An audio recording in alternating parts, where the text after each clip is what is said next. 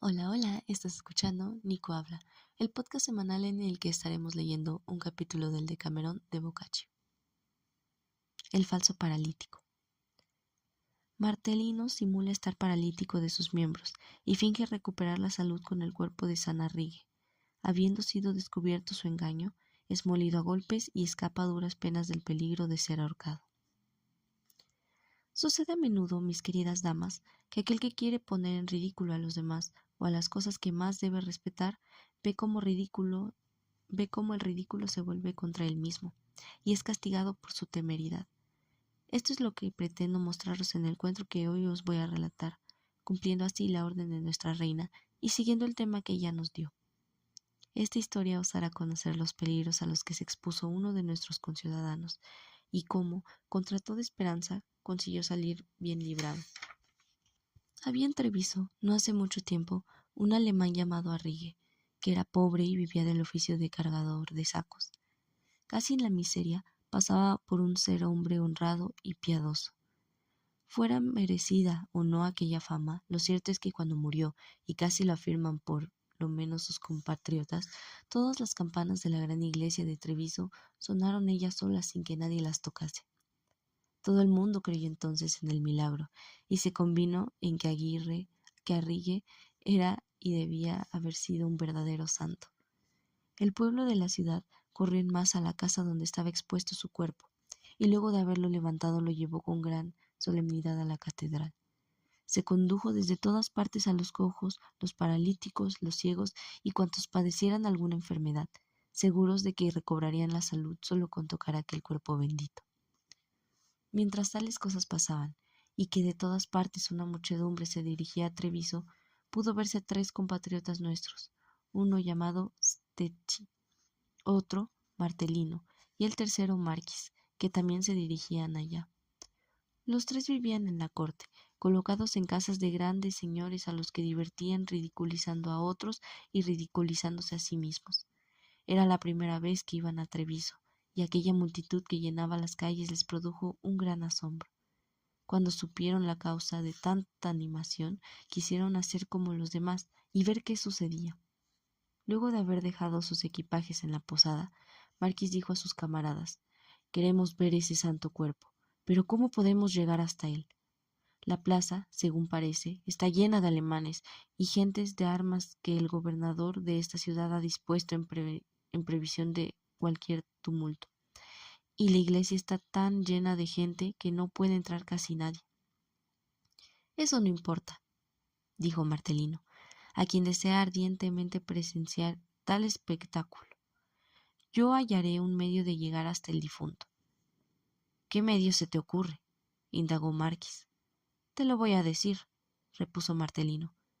«Fingiré que soy paralítico. Tú me sostendrás por un lado y Stecchi por el otro, como si no pudiera caminar solo, y vosotros dos haréis que me conducís para que el santo me cure. No habrá nadie que, al vernos, no nos haga sitio y nos facilite el paso». Aquella idea gustó mucho a Marquis y a Stecchi, que sin pensarlo más salieron de la posada decididos a ponerla en práctica. Llegados a un lugar solitario, Martellino dobló las piernas, las manos y los brazos, puso los ojos en blanco, desfigurándose por completo y resultando espantoso por contemplar. Cuantos le vieron creyeron que efectivamente se trataba de un paralítico de todos los miembros. Después de aquella metamorfosis, Marquis y Stecchi cogieron cada uno de un lado, y los tres se encaminaron a la iglesia, imitando a los afligidos y rogando humildemente y por amor a Dios, a todos cuantos se encontraban en su camino, que les hicieran sitio para poder pasar.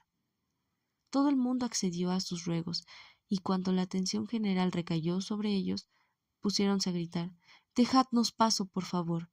Así llegaron fácilmente hasta el lugar donde se hallaba depositado el cuerpo de Sanarrigue.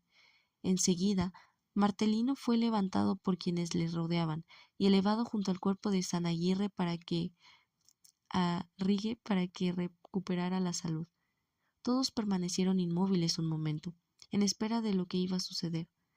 Martellino, hábil en representar su papel, apenas hubo tocado el cuerpo del santo cuando comenzó a mover un dedo, después la mano, después el brazo y poco a poco los demás miembros. Al verle, se armó tanto escándalo, tan gran concierto de alabanzas se elevó en honor a Sanarrigue, que un trueno no se habría oído. Por desgracia, estaba por ahí un florentino que conocía muy bien a Martelino, aunque no le hubiera reconocido cuando llegó, tan desfigurado estaba.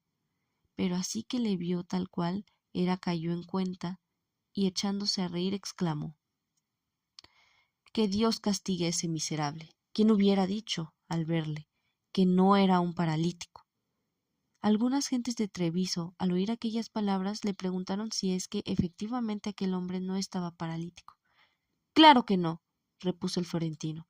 Gracias a Dios siempre he estado tan derecho como cualquiera de nosotros, pero de todos los bufones que existen y que hayáis visto, nunca es el que mejor sabe hacer esos retorcimientos y dar a su cuerpo la forma que quiere.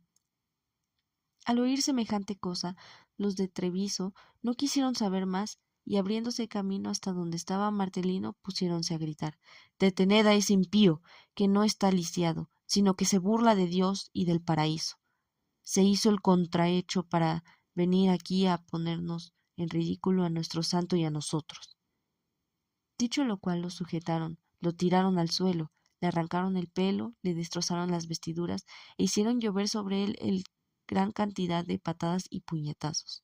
No hubo nadie que no considerara un deber el ir a pegarle. Martelino hubiera querido pedir gracia y misericordia, pues los golpes no cesaban de caer sobre él, lejos de disminuir, se multiplicaban.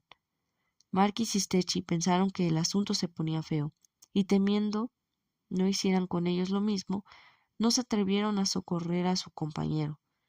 Buscando el medio de librarle de las manos del populacho, se pusieron también a gritar y a decir que hacía falta matar a aquel criminal, lo que hubiera sucedido de cualquier modo si Marquis no idease un procedimiento para salvarle.